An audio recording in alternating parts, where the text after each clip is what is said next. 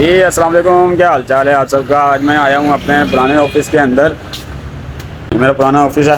ये रमज़ान भाई बैठे हैं। क्या हाल चाल है रमज़ान भाई, इनसे बातचीत करते हैं मामलात पे। ये माशाल्लाह मेरे वालिद साहब हैं, रेंजर्स में ऑफिसर, शहीद हो गए हैं। अल्लाह पाक दर्जात बुलंद अता फरमाए वालिद साहब के। हाँ जी रमज़ान भाई, क्या हाल चाल है, कैसी तबीयत से आ गई। मैं कह रहा अपने दफ्तर चक्कर लगा ले हम ज़रा कोई मामला डिस्कस करें, इन्वेंट्री लें ज़रा, क्या प्रॉपर्टी के हालात चल रहे हैं। प्रॉपर्टी के हालात इस अगर इमरान भाई बस कह लें कि सोचते ही हैं, लेकिन अगर इन्वेस्टर पॉइंट ऑफ व्यू से देखा जाए तो ये बाइंग पीरियड कहते हैं कि इस वक्त प्रॉपर्टी काफ़ी ज़्यादा डाउन है। ठीक है, इस वक्त ये है कि प्रॉपर्टी की मार्केट इस वक्त काफ़ी ज़्यादा डाउन है और स्लो है। बाइंग सेलिंग बिल्कुल भी पड़ी है। नहीं, वजह क्या है, मतलब बढ़ी नहीं रही है, साल डेढ़ साल होने वाला है। टैक्सेशन कुछ आवाम का एतमाद नहीं है अपनी गवर्नमेंट। कोरोना के बाद है तो प्रॉपर्टी में समझ रहा हूँ कि यार नीचे ही चली गई है बिल्कुल। नहीं देखिए, जो 2020 के बाद कोरोना के बीच में से लेके और 2022 के मिड तक का जो पीरियड है उसमें कोई भी प्रॉपर्टी डीलर आपको ये नहीं कहेगा कि प्रॉपर्टी मार्केट डाउन रही है। क्योंकि खान साहब ने एक अपना घर अपने के नाम से एक लोन का प्रोजेक्ट दिया था, उसकी वजह से इतना क्लाइंट था कि लोगों से, हम डीलरों से हमें काम किया जो कंट्रोल नहीं हो रहा है। इतना बर्डन था। तो ये पीपीएल क्या नाम है, नून लीग जो है, वो देखिए पीएमएल ने भी तो दिया था लोन प्रोजेक्ट जो था। अभी वो किया है, इन्होंने अनाउंस जरूर किया है, लेकिन अभी उसके मार्केट के ऊपर असरात नहीं है। वो इसलिए कि उसके ऊपर टैक्सेशन इतनी है। वो मार्केट था सारा का सारा 3 to 7% के बीच में। अब मार्केट अगर आप जाएंगे कहते 27% के ऊपर जा ठीक हो गया। तो लेकिन ये अभी तो पीएमएल ने एक अनाउंसमेंट की है, क्या नाम है इसका, अनाउंसमेंट की हद तक मरियम नवाज साहब ने जो की है 1.5 लाख की लोन वो विदाउट इंटरेस्ट दे रही है।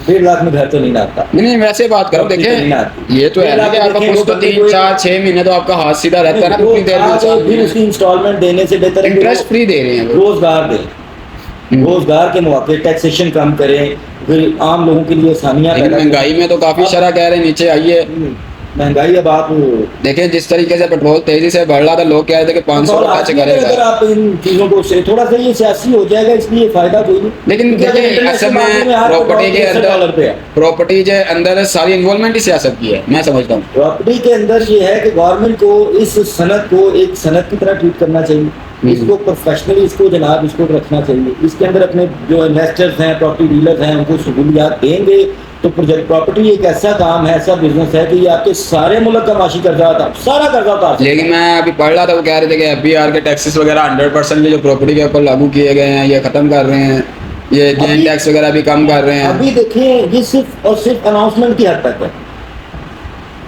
अभी सिर्फ जो है अनाउंसमेंट की हद तक है। जब इसके नोटिफिकेशन वगैरह हो जाएंगे, जब ये मार्केट के ऊपर एप्लीकेशन अप्लाई हो जाएगा, फिर उसके असर छोटी मार्केट के अंदर भी इसके असरात आए हैं। जैसे ये रेंट हो गया, इस तरह के मामला, जो छोटे मोटे कस्टमर जो बाइंग करते थे या अपने जो फैमिली रिहाइश के लिए लेते थे, इन्वेस्टर को निकाल देते हैं, बड़ी सोसाइटीज को बिल्कुल है। निकाल देते हैं। जब किसी की इनकम होगी तो वो रेंट भी अफोर्ड करेगा। अब रेंट जो इस वक्त लाहौर में रेशो चल रही है, वो 3 मरले का घर जो इस वक्त रेंट पे जा रहा है वो 45 से 50 हज़ार के बीच में, बल्कि 55,000 तक भी क्लाइंट्स डिमांड कर रहे हैं। क्योंकि अब कंस्ट्रक्शन कॉस्ट इतनी ज़्यादा हो गई है कि 3 मरले का घर इस वक्त 1.25 करोड़ के राउंड अबाउट एक इन्वेस्टर बाय कर रहा है, ठीक है, या बना रहा है। 1 करोड़ की तक उसकी लागत आ जाती है एलडीए प्रोजेक्ट के ऊपर जाके। तो अब अगर वो उसको 30% या 40% उसका रेंट नहीं देगा तो उसने क्या कमाया, क्या? दूसरी वजह ये तो नहीं है कि गैस वगैरह का भी मैंने मीटर्स वगैरह क्लोज किए हैं पिछले 4 साल 5 साल 2018 से ब्लॉक है गैस। अब क्योंकि गैस तो जिनके लगी है वो भी अब एक टाइमिंग के शेड्यूल के हिसाब से वो तो है, लेकिन देखिए एक चीज प्रायोरिटी तो है ना, में एरिया में गैस कभी ना कभी आ ही जाए। उनका एक अपना लॉ है, उस लॉ के मुताबिक जब एक वो ब्लॉक हो जाता है उसको वो गैस ऑटोमेटिकली दे देते हैं। आपकी अपनी थोड़ी सी ज़रा इन्फॉर्मेशन बताएं, आप क्या करते हैं प्रॉपर्टी में ही शुरू से, या कोई आप जॉब वगैरह भी साथ है, आपके क्या मामला है? प्रॉपर्टी में तकरीबन 10-12 साल से ज़्यादा चला। तो ये है कि साथ जॉब भी करता हूँ, क्योंकि मैं ऐसे कहूँ जॉब भी जरूरी है। और मतलब आपके कहने का यार प्रॉपर्टी अगर करनी है तो साथ छोटी मोटी जॉब लाजमी, ताकि आपके घर का सर्कल चलता रहे। मैं इसको अब जो बाय प्रोफेशनल बंदे काम कर रहे हैं वो तो कर रहे हैं, ठीक है, उनका तो फुल टाइम प्रोफेशन भी है। अब मैं जॉब करता हूँ, जॉब के अलावा मैं साथ में प्रॉपर्टी के लिंक्स मेरे काफ़ी हैं, मुझे काफ़ी देर हो गई है करते हुए, तो इसलिए मैं प्रॉपर्टी को शाम को मैं कंटिन्यू प्रॉपर्टी को देखता हूँ।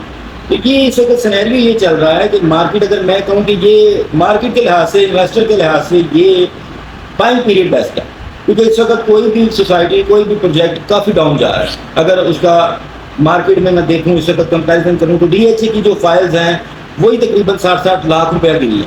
तो मतलब जो इन्वेस्टर है वो बाइंग कर ले, लेकिन इसकी क्या गारंटी है कि वो उस टाइम पीरियड के बाद बड़ों से हमने सीखा है, सुना है, तो बड़ों के उस्तादों से बैठ के आगे चले हैं, एक ही चीज़ का रिजल्ट निकाला, प्रॉपर्टी आपको नुकसान कभी नहीं देती।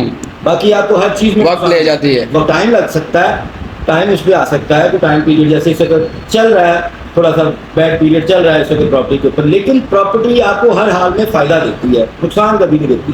ज़मीन एक ऐसी चीज़ है, बाकी शेयर वगैरह या और जो दूसरी चीज़ें उनके वो कोई पता नहीं चलता आपको क्या कब उसने नुकसान दे देना।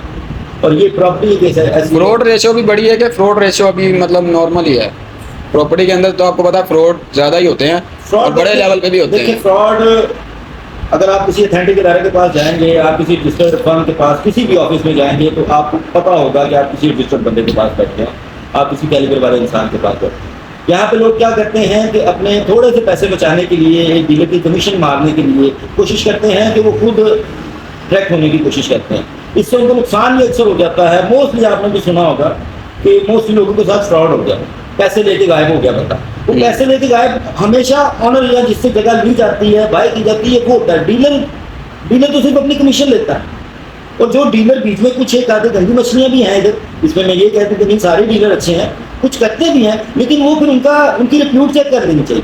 आप बाजार में आप कपड़ा लेने जाते हैं, जो तब भी तो आप देखते हैं ना कि ब्रांड क्या है।